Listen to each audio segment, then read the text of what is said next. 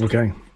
Hey, what's up, Internet? So I got a 5x8 carry-on trailer here I got from Tractor Supply for like $1,000 a couple years ago. It appears that there is a consumable part of these. After around 5,000 or 6,000 miles of pretty heavy use, the leaf spring hanger in the back wears out. You can see it's like all bent up. Part of it's just breaking off. So it needs to be replaced. And here's how you can do it. You're going to need a grinder and a welder and some replacement hangers, clips. I forgot that it's on the screen what it's called. And then a forklift. Why not? You probably don't need a forklift, but some way to be able to get under the trailer and work on it. Yeah, I used my Harbor Freight welder that I got a review on a few years back. It's still going strong. It's a pretty easy thing to do. And if you bought one of these trailers or are thinking about buying one, unless you're going to use it a whole lot, it's probably not going to need to be replaced. But if you do use it a lot, you'll likely see that you need to replace this. Plus, when I first got it, the leaves weren't even in the hangers. Like, they were off to the side. It was weird. I don't know if that's like a factory, like a whoopsie or whatever, but yeah. Update note. I just looked through my files and it was that the leaves came out of the hangers at some point. I think I hit a lot of bumps or something, but that's only happened once and it was early on. Yeah, why don't we just go with the how-to? First, take off the leaf springs. There's only a bolt in the front side, and then remove the axle by just either lifting the trailer with a jack, or in this case, I got the forklift. Yeah, make sure you got access to the hangers there and start grinding them away, or you can cut them off and get the paint, or in this case, I think it's powder coating,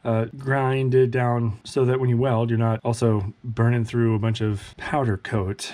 This went pretty quick for me though. I went ahead, grinded it down, welded it on, put the thing back together. I am going to eventually use some truck bed paint, the spray can from Rust-Oleum, on this to coat it. So the trailer is probably still worth it for $1,000, but yeah, this and I think the Harbor Freight trailer that comes on a kit that you put together also has these like slip leaf springs. So, but yeah, if you're gonna get one of these or your thing's broken, there you go. You can see how you fix it, or just know that you might have to fix it. I hope that helps. See you later, Internet.